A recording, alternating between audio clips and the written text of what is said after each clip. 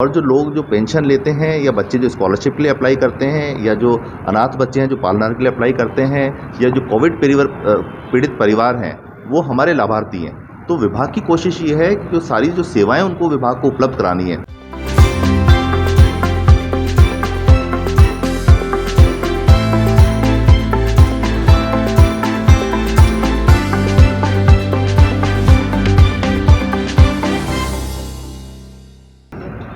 देखिए, सामाजिक न्याय एवं अधिकारिता विभाग में अजमेर ज़िले में बहुत अच्छा काम हो रहा है और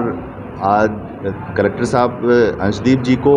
और जिलाधिकारी हैं जिला समाज कल्याण अधिकारी चौबीसे साहब को, अन्य एसएसओस और हॉस्टल स्टूडेंट्स जिन्होंने अभी पिछले वित्तीय वर्ष जो कल ही समाप्त हुआ है उसमें जो उल्लेखनीय कार्य किया है, विशेषकर सामाजिक सुरक्षा पेंशन योजना में, कोरोना सहायता योजना में और छात्रवृत्ति योजना में, उसके लिए अलग अलग लोगों को आज सम्मानित किया गया।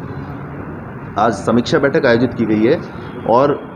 विभाग जो नए नए नवाचार कर रहा है, क्योंकि विभाग का मत ये है कि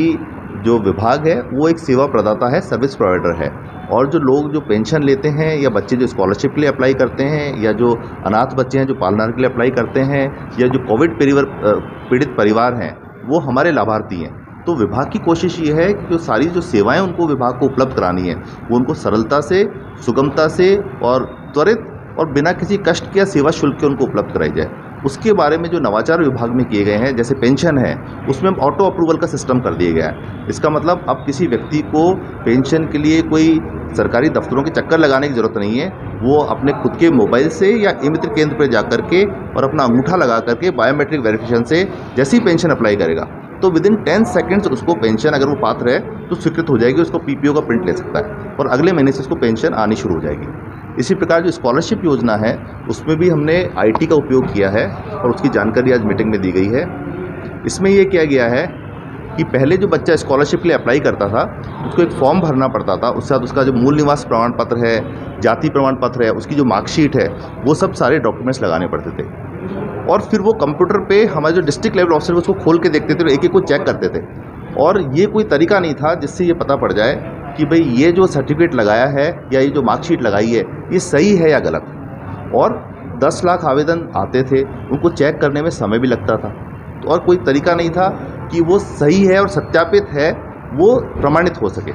अब हमने कंप्यूटर का यूज़ करके, आईटी का यूज़ करके इस तरह की व्यवस्था कर दी है कि उसको एप्लीकेशन के समय सिर्फ अपना जनाधार नंबर देना होता है। जैसे ही वो जनाधार नंबर उसमें डालते हैं, हम छात्रवृत्ति के पोर्टल पे डालते हैं, तो उसका सारा डेटा, उसका जो नाम, पिताजी का नाम, सब कुछ ऑटो पॉपुलेट हो जाता है, इवन उसका अकाउंट नंबर। और उसके बाद कास्ट सर्टिफिकेट है, तो कास्ट सर्टिफिकेट के लिए जैसी कास्ट सर्टिफिकेट नंबर डालता है, संबंधित एसडीएम जिनके यहाँ से वो जारी किया गया था वो कंप्यूटर खुद उसके एसडीएम ऑफिस से वहाँ से उठा लेता है। इसी प्रकार जो उसकी मार्कशीट है, मान लीजिए उसने राजस्थान बोर्ड से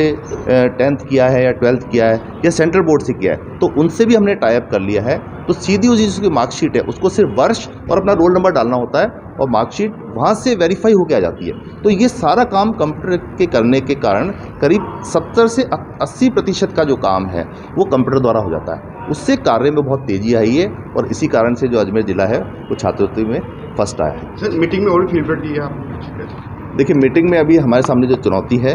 वो है जो हमारी योजनाएं हैं उसका लाभ प्रत्येक पात्र व्यक्ति तक पहुँचे। तो हम अब जिस चीज़ पे जा रहे हैं वो है कि पात्र व्यक्ति बहुत से ऐसे हैं जिनको ये पता ही नहीं है कि वो योजना के पात्र हैं। तो अब क्योंकि राजस्थान में हमारे पास जनाधार डेटाबेस है जिसमें लगभग 95% जनसंख्या का डेटा हमारे पास उपलब्ध है,